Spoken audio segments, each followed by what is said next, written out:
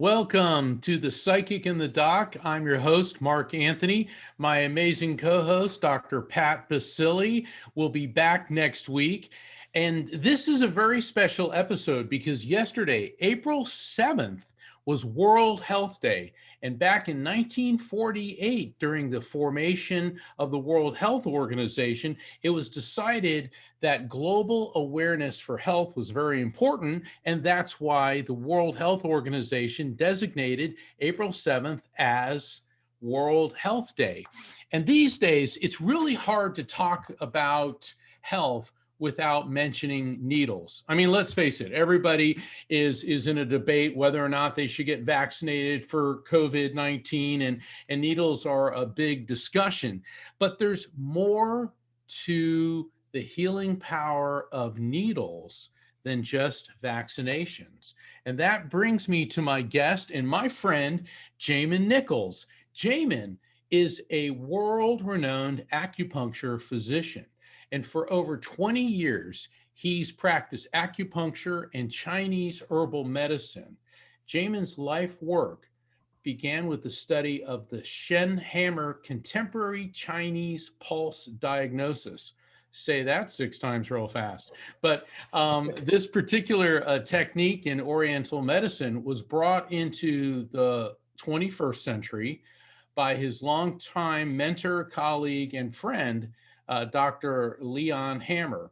And Jamin travels the world teaching the Shen Hammer pulse system in Europe, China, and of course here in the US. Currently, he is working with Dr. Hammer on the 3rd edition of Chinese Pulse Diagnosis, a Contemporary Approach. Welcome to The Psychic and the Doc, Jamin Nichols. Well, thank you so much, Mark. What a great introduction. I feel honored and privileged to be able to represent the World Health Day discussion here. So I'm looking forward to this. Thank you. Well, you know, it's very important because World Health Day, and it'd be easy for us just to talk about conventional medicine. And I know a lot of people, you know, are wondering, you know, about the COVID and you know, let's face it, that's affected everybody. But World Health Day, why not bring in the healing techniques from all over the world? And certainly I can't think of too many people that can discuss it to the extent that you can, Jamin. So I appreciate you being here. Acupuncture, it's a very ancient healing art. What can you tell us, Jamin, about its origins? It's ancient to the point where it's It goes back thousands of years, so we can only be so certain as far as its exact origins per se, but there's written texts that are most known through China that easily go back over 2,000 years at this point. And so I think even you may have seen there's been a story of this old tattooed ice age kind of guy found in with these like sort of tattoos with acupuncture channels kind of going along that were put onto his body in some fashion. So it would really imply that there's been some aspects of acupuncture going on for, I would guess, over 5,000, if not more years. Wow. So this is, and this obviously is coming from China. So at the time that the pyramids were under construction, people in China were figuring out acupuncture. Is that what you're telling us? That would be my suspicion. Yeah, right now it's hard to say for sure because I'm not back there. But We don't have our Bill and Ted's Excellent Adventure time machine to take us back to the origins of acupuncture. And this show also, for the benefit of the listeners, for people who have questions about the art of acupuncture and about alternative and herbal medicine, please call in at 1-800-930-2819 so you can talk to Jamin Nichols, who's a world renowned certified acupuncture physician. So, Jamin, there's a lot of people are not very well versed in what acupuncture is, and it's kind of lumped in the category of being alternative medicine. I think most people in the West, and particularly in the United States, are familiar with what's known as allopathic medicine. So, can you tell us what is allopathic medicine? well, I mean, allopathic medicine, I guess it's a fancy way of describing what's mostly thought of as like Western medicine or biomedicine, what most people are acclimated to or accustomed to when they go to see their general practitioner or specialist of some sort. That's the general type of medicine that will be utilized in that situation. And so, what would you say is the difference, or the differences between allopathic medicine or the allopathic approach versus acupuncture?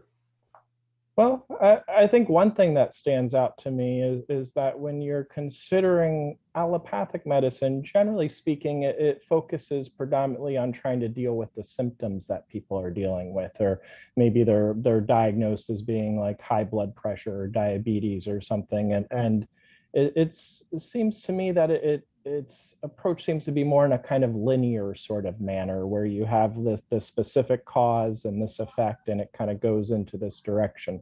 The same kind of approach with a lot of the medications that get used, and where with acupuncture, Chinese medicine, Oriental medicine, it when it's used at its full potential, it's much more circular. And what I mean by that is you're taking into account all the variables, not trying to limit it to just a single variable. Because in reality, we don't really live in a bubble. And so to try to take a medical approach that's really just looking at this single variable, that's not realistic to our everyday life. It doesn't really take into account our diet, our lifestyle, the weather around us. There's just so many factors that come into play, and so for me, it's that circular part of the medicine that compared to that more kind of linear approach that stands out as a big difference between the two. That's a really good point. It seems to me that allopathic medicine, Western medicine, it's here's a problem, let's treat the symptoms. In many instances, let's get to the cause. But it seems like a big part of Western medication is putting a band aid on symptoms as opposed to getting to the root of the problem. Do you agree with that, or is that an inaccurate assessment? I do. It reminds me of a line from a song I remember. If you can heal the symptoms and not affect the cause, it's quite a bit like trying to heal a gunshot wound with gauze. Okay, that's definitely a way. But on the flip side of the, okay, go ahead. On the flip side of the karmic coin, allopathic medicine has traditionally looked at things like acupuncture as sort of fringe or alternative medicine. I know for a long time, allopathic medicine or the medical profession in general looked at chiropractic treatments as like one click away from voodoo. And I think to a very, very large extent that has changed. Do you see acupuncture as being accepted more by Western medicine, or is it still, do you think, kind of on the fringe? Yes. Um, so I have a unique experience in a certain respect. For a while, I taught at an acupuncture college for about 14 years or so. During the time there, one of the things that was kind of interesting to me is initially a lot of the people, like when I was in school, a lot of the people in the class could have been my parents or grandparents. And actually, literally, my stepfather at the time was actually one of the people in the class with me. So whereas I kind of continued into the teaching side of things and seeing a lot of the newer people coming through the program, I started seeing a larger percentage of a younger population going into it as their first profession, such as myself. And where in the initial part, it was a lot more maybe people going kind of tired of what they were doing and trying something different, or maybe they were previously in physical therapy, massage, and they wanted to kind of expand their medicine approach in a way. But so that to me tells me that it is starting to be accepted on a more larger scale. But there's also, from when I was talking about the differences, and there's one of my personal concerns, and this actually I say personal, it stems from my teacher's concern, Dr. Hammer, has to do with if this profession is not careful in the West, it'll kind of get swallowed up by the more allopathic approach and be put in a place where it's focusing more on the symptoms and not the individual, the person that's in front of you right there and then. So it seems like right now it's a compartmentalized discipline as being a cross-disciplinary approach in that. We're coming up on a break in just about a minute and a half.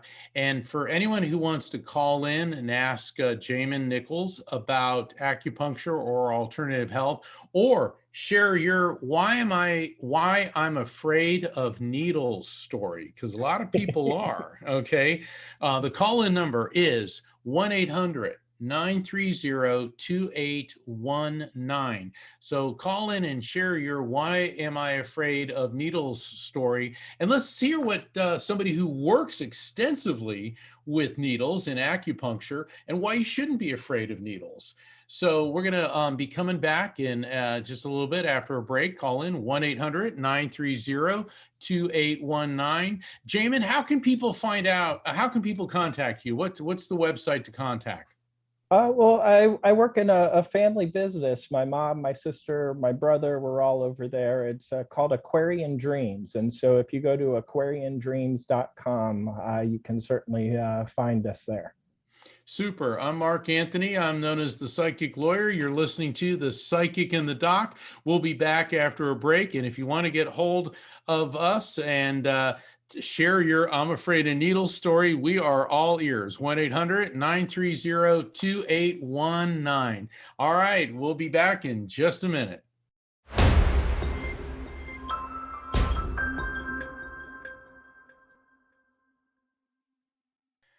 We are back. I'm Mark Anthony. You're listening to The Psychic and the Doc. My host, Dr. Pat Baccili, will be back next week. And we are talking to Jamin Nichols, a world-renowned acupuncture physician and specialist in Chinese herbal medicine. So before we get into how acupuncture works, Jamin, how did you get interested in doing this? It's a good question, Mark. So I mean, I grew up in the same area you live in here, and I enjoyed surfing. I was always good at school, but I can't say I was particularly motivated or had a strong direction in life, if you will. And my mom's father, my late grandfather, I think he very very intelligent man and wonderful man, and I think one of the things that I think he wished he maybe have done in his life was to study medicine. And he graciously offered to pay my way through medical school. But I didn't really have an interest in the traditional medical school route that at least from the allopathic medical school route. That just wasn't really the way that I was raised or brought up, and it didn't particularly. I wasn't gravitating towards that at all. And when we were kids, my mom used to take us to see a chiropractor, and I kind of enjoyed that. And I especially liked how he took some long lunch breaks so he could go surfing. So I ended up starting going to University of Central Florida in Orlando in a pre-med kind of track, thinking I might get into chiropractic. I did that for about a year, and something just told me, no, this is not my life's path. I have nothing against it. It just didn't. When that something you feel something inside of you, it's just Yes. not quite right. Well, that's where I felt, and so I wasn't quite sure what I was going to do. So I changed my major to business, figuring, you can always fall back on business. Right. I mean, yeah, it never hurts to know about business. To draw out the story a little bit more here, so my entire family at the time was getting ready to relocate. I was living in Orlando going to school, and they were getting to relocate up to Gainesville, Florida. And I was not a big fan of Orlando, and thought maybe I would transfer to the University of Florida up there. And one thing led to another where that just wasn't quite in the cards, and the idea of acupuncture got brought up to me, and I started reading about it, and I really was pretty fascinated. And there were two schools in Gainesville at the time, and I checked them both out, and one I definitely resonated with more than the other, and so the next thing you know, I'm starting acupuncture school. Awesome. So the question a lot of people, people all know acupuncture involves sticking people with needles. All right. And before we get into your technique, how does acupuncture work? What's the theory or what's the scientific basis? How does putting needles in various spots in someone's body, how does that help? Well, the spots that we're talking about, the acupuncture points, the majority of them lie along these channels, these pathways where the chi, the energy flows in a particular direction and order. And so the idea behind acupuncture is when there's some sort of disharmony within the body, within the person, there becomes either blockages or deficiencies within along these points. And so through the different diagnostic techniques, and even from palpation, from doing a lot of asking, looking at tongues, etc., you can get an idea of where these disharmonies lie and how you might be able to correct them through improving this normal circuit of chi flow, of energy flow through the body. So really, I don't really think of it as like the needles themselves are fixing the person. They're not like magic needles or anything, but they're harmonizing the person's chi in a way that they heal better themselves. Do you think that chi, when you say energy, do you think that, or let me ask you this, the points, do they tend to be along neural pathways? In other words, along nerves, or is that not necessarily the case? That's not necessarily the case. On occasion, there is a nerve that may get stimulated with an acupuncture point. Some points are a little bit closer than others, and it may have a little bit of a stronger reaction. But for the most part, acupuncture should be fairly painless. You might feel a little prick as it goes in, and then the sensation is as you get the chi actually coming to the point, sometimes you feel like a mild, almost like a buzzing kind of quality to it that I personally find to be fairly pleasant. Sometimes you'll feel a mild ache or maybe a little bit of pressure at the point. Sometimes it'll kind of radiate up or down the channel. Or let's say I put a point here and you feel it on the opposite side kind of thing. There's a lot of potential different sensations, but generally speaking, it's not that painful. So is there a difference between acupuncture and acupressure? Well, just the name kind of explains that. Well, I kind of figured it did, but okay. So, what is the difference between acupuncture and acupressure? Well, as the puncture part would imply, you're actually getting more directly into the channel flow with the needle actually going to the appropriate depth to either stimulate the chi or disperse the stagnation in that manner. With the acupressure, and I was kind of pointing to a spot here, this is a fairly common spot, for example, if people are having headaches. So you could potentially, let me see if I can get the, so if you kind of follow the forefinger along here and you kind of Right. Trace along the forefinger till there's a little depression, and usually it's fairly sore when you press on it. For people who are having headaches, they may actually get a little bit of a relief if they just kind of mash on that. They should expect it to feel a little tender, and that's usually a good sign they're on the right spot, especially for headaches more in the kind of frontal region, like if you're having kind of sinus headaches in that manner. Wow, that's really interesting. So, what type of conditions do you treat? So, like, let's say a patient wants to come to you. What type of conditions do you treat with your approach to acupuncture? Really, the way that I think about it is I'm treating the person. And so I've seen people for all kinds of different things, from serious kind of critical conditions to somebody just wants to feel more balanced. A lot of things, a lot of times when people come for acupuncture for the first time, it's pain often is what kind of brings them in there. Maybe they're having back pain, neck pain, etc., or sometimes they're trying to even avoid surgery or something like that. So they're like, oh, I tried all these other things, and let me see what I can do with this here if this helps me. Well, Um, I kind of figured it was pain. I mean, I don't think there's many people wake up on one morning and go, I really feel like getting stuck with a bunch of needles. You know what I'm saying? And I don't mean to be facetious, because I've gone to acupuncture, and I remember the first time I went, I was looking at, the doctor brought out all the needles and they're gold. And I'm like, uh-oh, do I really want to do this? And, once he started putting them in me, and I've actually, I've had Jamin treat me. And so James putting the needles in, and the next thing I know is I'm waking up 45 minutes later, feeling a lot better than I did. I mean, it's amazing, you don't even really feel it. And it's funny because I see people, like I went for a COVID shot recently, and everyone's lined up, and there's people that are just going through a whole, oh my God, I'm going to get stuck with a needle. And it's like, good Lord, it's like, just deal with it. But acupuncture is a completely different ball game than that.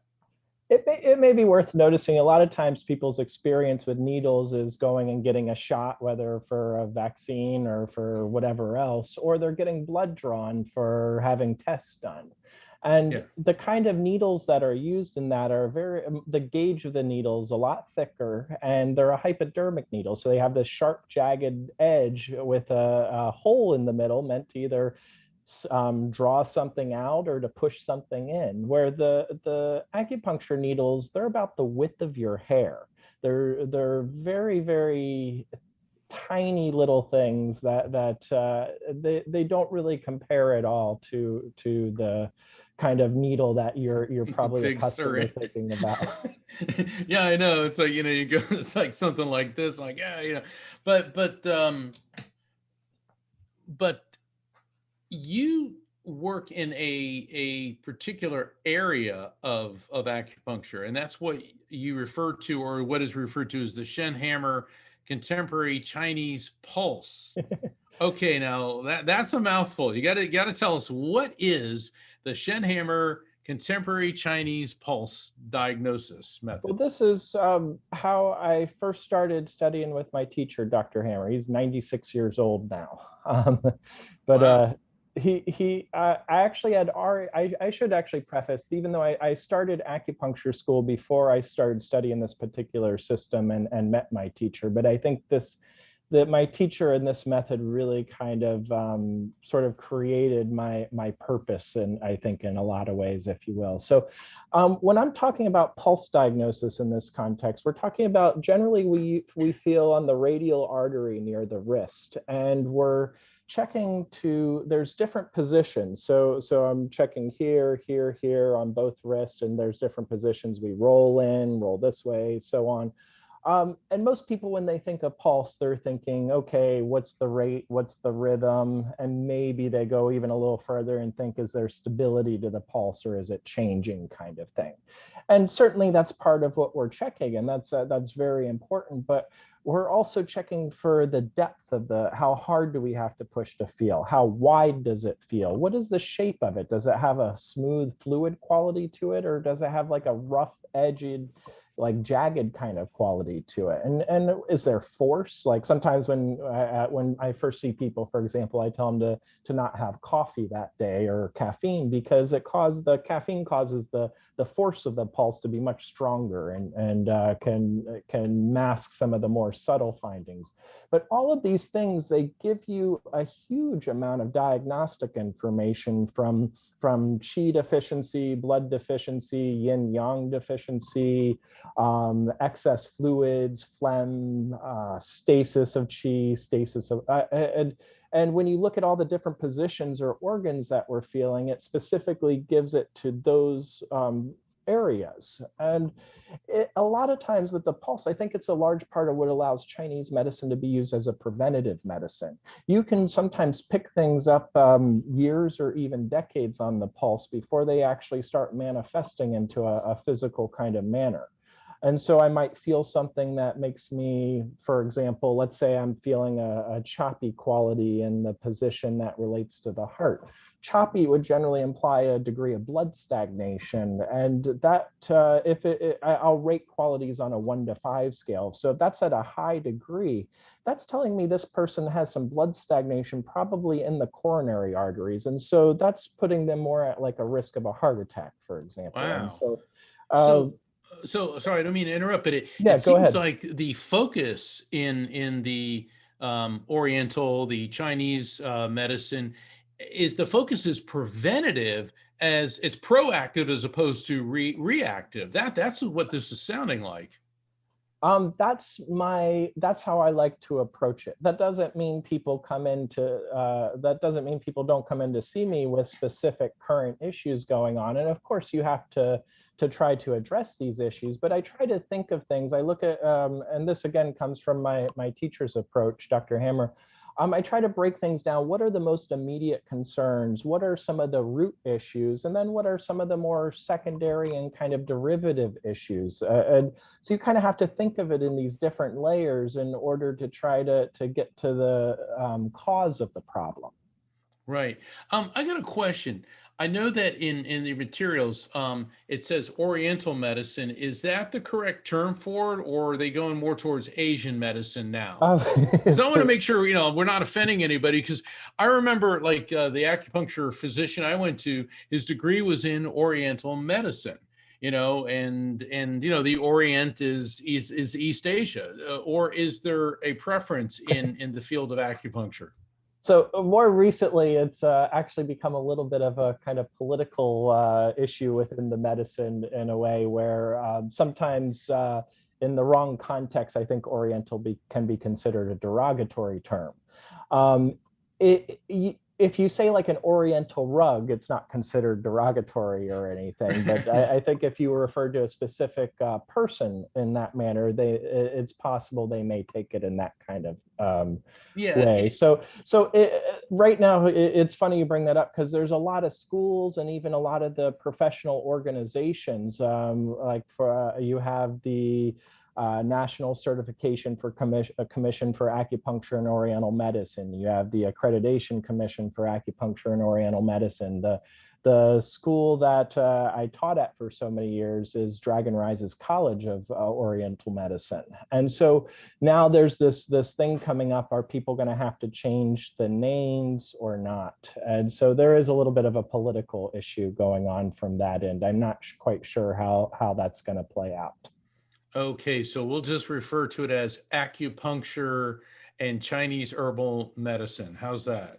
So sometimes, I mean, even though I have studied Japanese style of the medicine as Now well, and so that's that's where the tricky part comes in, because there's like a Korean approach. There's different approaches that do come from, we'll say, East Asia, and so there is that difficulty in trying to think about it. well, I'm glad that you brought that up because I know that you are well versed, very skilled in, I believe it's called Toyo Hari. The is Toyohari, yeah. Toyohari technique of acupuncture. Now, what is that, and how is it different than Chinese acupuncture? It's a style of Japanese meridian therapy. It's similar. Some of its theories, as far as point selection, to a certain extent, relate to kind of similar to a 5 element style of acupuncture. It's to use puncture, I would use that almost loosely, because the way that I was trained is more of a non-insertion technique.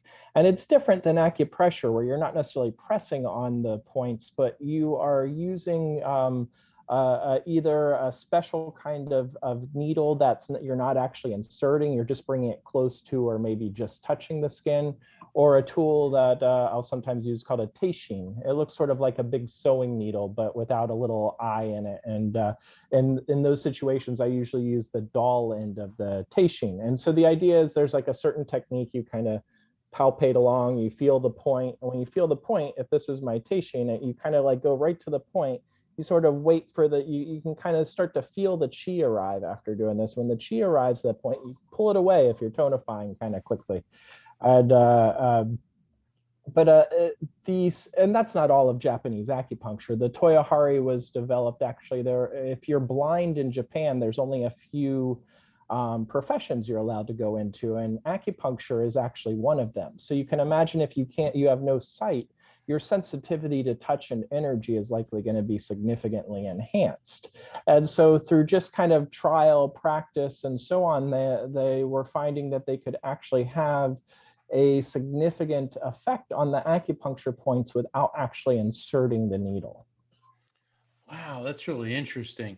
And when you're talking about chi, I want to revisit chi. And chi Okay. is energy. Now, as a medium, I'm all about energy because that's what I'm doing when I'm communicating with a spirit. Is spirit is pure energy, and he, she, or they as a collective are emitting waves of frequency into my brain. Okay, so that's the type of energy that I'm dealing with. But the energy that you're talking about is the internal energy field of a person. Am I understanding that correctly? Yeah, when you get into the theory of Chinese medicine, it's like you have heaven, earth, and man, and so the energy that's within in man is ultimately coming from heaven and earth, and so there's energies of the cosmos that come in as so it's not purely just inside us when we're talking about chi, but that's obviously from my way of how I'm working, that's the part that I'm working with.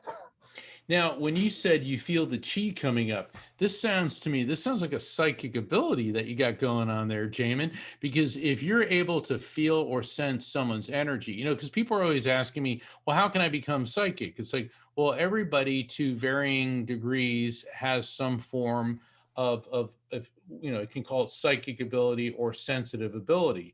But I want you to explain, what do you mean by I'm feeling their chi coming up, and that's when we like take the needle or whatever it is, the pressure away? How does that work? Explain how that works for you. So sometimes it's different for me at different times. Sometimes it's more intuition. Sometimes it's more of there's just this like buzzing quality that I start to kind of feel rise up my arm when I'm doing it.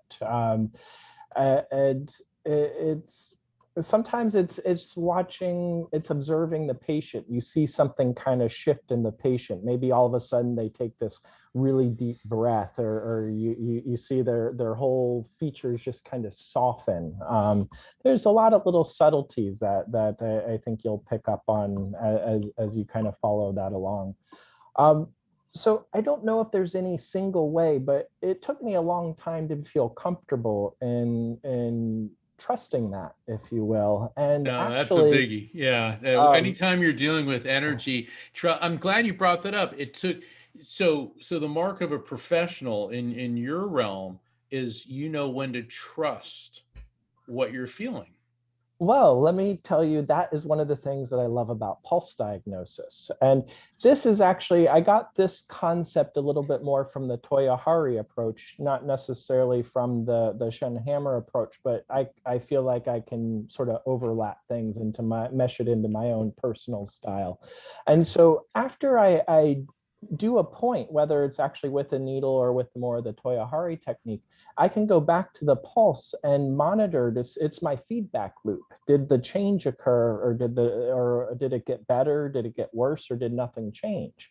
And if it got better, that's a good confirmation that things went as I was hoping they did. And if it did not, then I might need to maybe check for a different point, or do the technique again.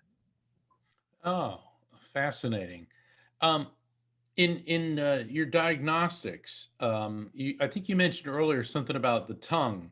Do you okay? I know that I know that Korean medicine, they're very interested in what color is your tongue.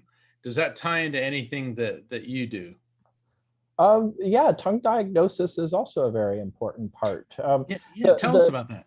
so um, there's different areas of the tongue, first off, that relate to different kind of areas of the body. So for example, the very tip of the tongue pertains to the heart in most systems of Chinese medicine.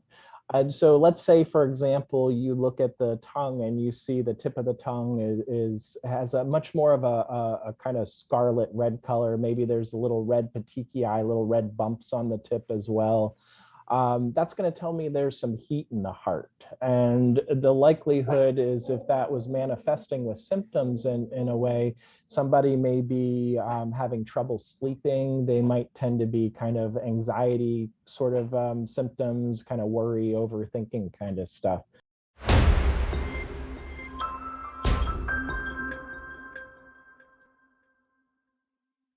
I'm Mark Anthony. You're listening to The Psychic and the Doc on Transformation Talk Radio. My amazing co-host, Dr. Pat Baccili, will be back next week. We're talking to Jamin Nichols, a acupuncture physician and a specialist in Chinese herbal medicine. And Jamin, before the break, you were telling us about tongue diagnosis and how it's not just the color of the tongue, but the coatings on it and other features, the spots and things. So please continue. What like, all right, let's say somebody came in and they, you say you want to look at their tongue. What would be like a real warning sign, a real red flag? What is it that you would see? A real warning sign. If you happen to see like a coat that was more of a blackish kind of coat, for example, that could be something concerning. The other day, actually, I saw someone, it was a new patient, and just behind the tip of their tongue, which relates to the lungs, had this, it was like a notable loss of color. So you saw like the color of the rest of the body, but when you look there, it had this, the loss of color is really the best description. It wasn't like it was white per se. It just like it didn't have color there. And that to me is a sign that their lungs could be compromised to the point where it may lend it go down into the direction it could be a concern for cancer or more serious kind of lung issues. I mentioned to this person that has a potential concern there, and they mentioned to me that their long history of smoking and some other kind of lung kind of reasons to be concerned, if you will. But I actually have a really cool tongue story Yeah, related. good. So when I first started studying with my teacher, Dr. Hammer, was back in like 98, 99, and I was going to school in Gainesville, Florida, but he was doing a course in Berkeley, California, which coincidentally is where my mom and dad met. And so I once a month I would go out there for a long weekend, and I had a friend who lived in Berkeley, and I was staying there, and I would take the bus to get over to where the class was at. And one day on the bus, you know how sometimes there's buses where there's seats where there's rows where you're like kind of just one after the other, but sometimes there's seats where the seats are back against the side of the bus. And so Right. I'm sitting in one of these seats, and there's this lady across the way sitting there, and I'm not gonna. She appeared to be homeless. I can't say for sure, but that was the appearance that she gave. And she was, I'm just watching her, just kind of curious, and she's having this like conversation with the invisible person next to her, like just answering questions, asking like total conversation, like back and forth kind of thing. And this was before the cell phones and all the little earbuds, and so I know that wasn't part of it. As I got off the bus, I actually got a glimpse of her tongue. Her mouth was open, and the tip of her tongue was so scarlet red with those little red prickles, the petechiae, but the coating itself over the whole tongue was this like thick, like sticky, slimy yellow kind of coat. And as I was walking by there, there's like big light bulb went off on the top of my head kind of thing. And I was like, that's what they mean by phlegm fire harassing the heart. And this is a Zhang Fu pattern in Chinese Oh. medicine. So you have that thick, sticky yellow coating indicating the phlegm side of things. You have the fire with that scarlet red tongue, the with all the red little prickles there. And that's the kind of pattern that you would likely see it, for example, in somebody who was schizophrenic, who she appeared to be. I'm not going to say for certain, but every indication was that she was probably a homeless person who had schizophrenia. Right. And there's nothing wrong with you as a physician making an observation because, you weren't jumping to a judgment, but this is the data that you had available. And I think it's important what you're talking about because, we our body is one. The body and mind, the body is one. And people say, well, how can you tell what's going on from your heart by looking at your tongue? That's because they're all part of the same organism, and people think that when you have problems with your liver, it shows in your skin. I mean, when I was practicing law and people would walk in my office and they had a sallow, yellowed look, Oh, jaundice, 99 absolutely. point times out of 100, they had a severe addiction problem, and the liver being the filter for your bloodstream. And when the liver begins to get diseased, it manifests in the skin. So, taking that same logic, if there's something wrong with your heart, why wouldn't it show in your tongue? So that makes a lot of sense. And yeah, and you made a good point as well too, that we're talking about the entire organism. So when I mentioned the heart, the liver, the lungs, it's much more than the physical organ I'm talking about. It's its entire contribution to the entire the person. And so you have a lot of factors that I'm going to take a little tangent here if it's okay. So one of the things that concerns me with sort of the state of our healthcare system right now is the high degree of specialization. You've got your right eye doctor, your left ear doctor, your heart doctor, your liver doctor, and you theoretically have a GP who's kind of overseeing the whole process. But the reality is for most people, there is real no oversight as far as what everybody else is doing. And so everybody, all your different doctors are just looking at little parts of you, and they don't really see you as a whole. The whole, yeah. Yeah. I saw that when I was in Japan. It appears that healthcare in Japan is a cross disciplinary approach.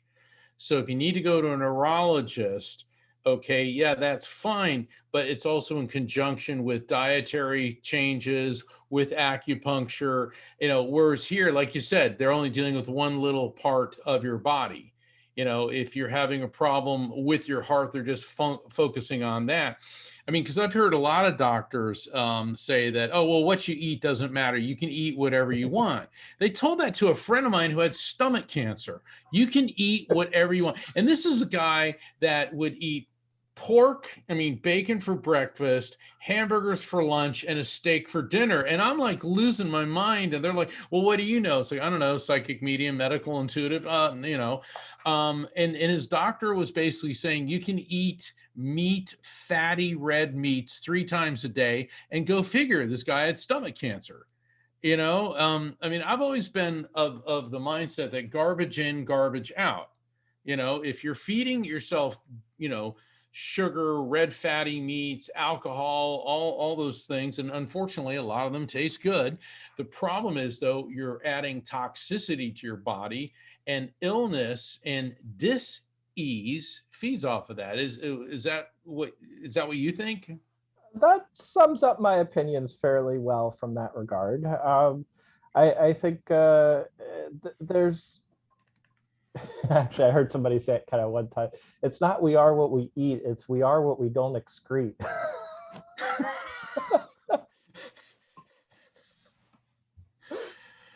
Wow, that's a good one. It's not what we eat, it's what we don't excrete. But it's the idea to think that our diet does not play a role in our health, to me just seems ludicrous. I mean,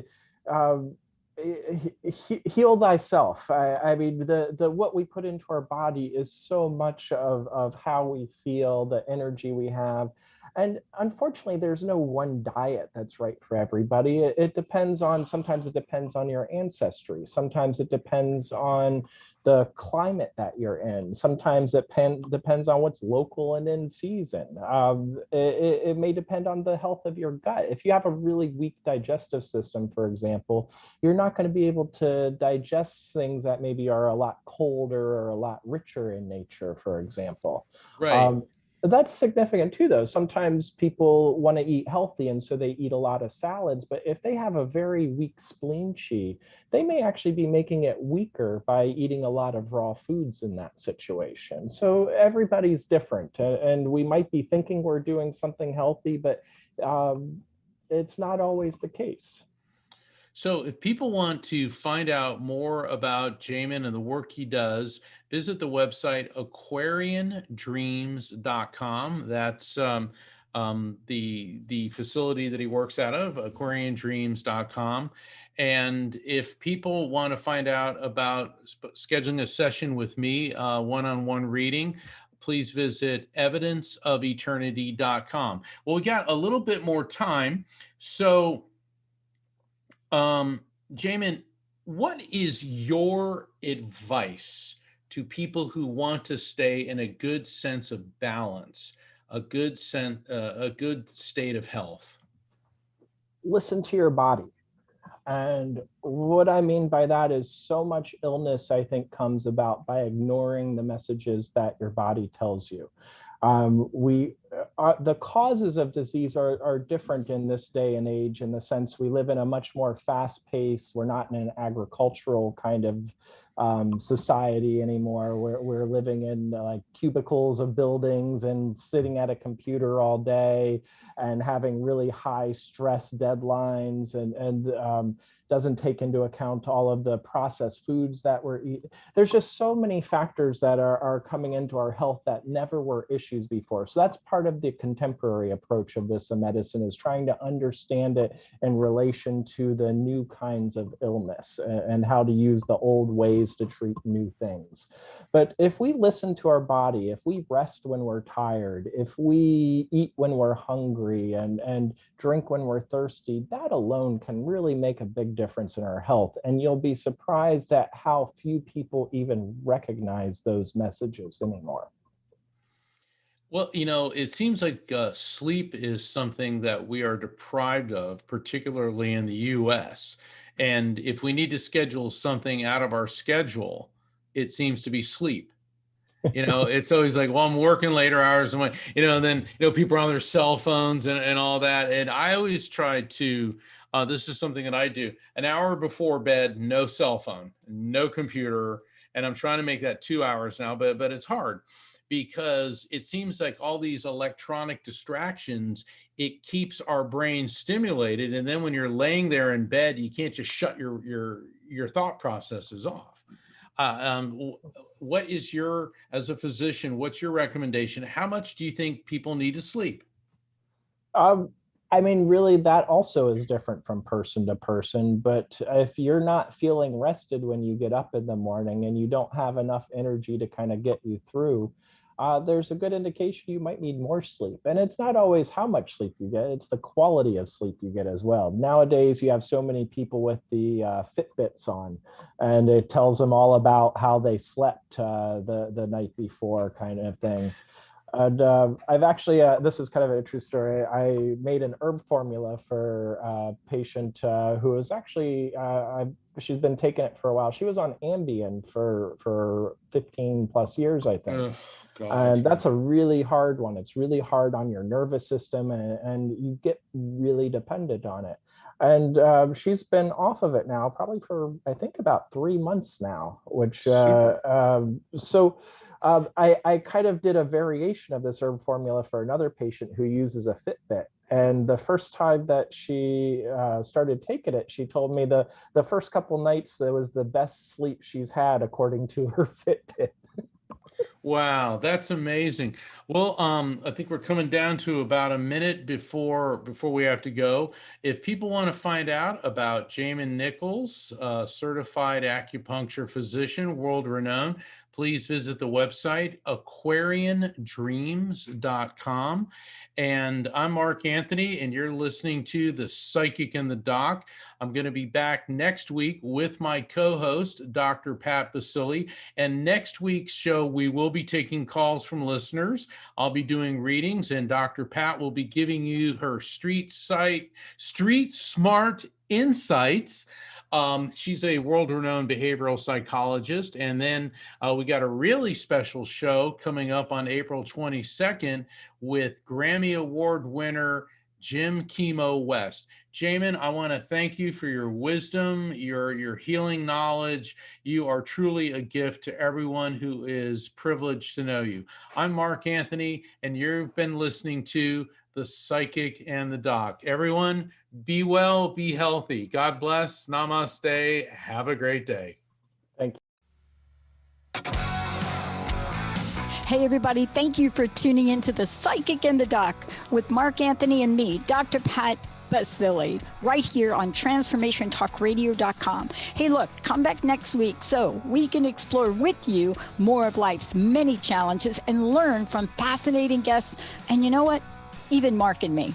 We'll connect you and discover insights from people in this life and from the afterlife. Extraordinary problems? Yeah, they do. They require extraordinary solutions. But step into the world of possibilities with us on The Psychic and the Doc. That's every Thursday, 4 p.m. Pacific Time, 7 p.m. Eastern Time, right here on TransformationTalkRadio.com.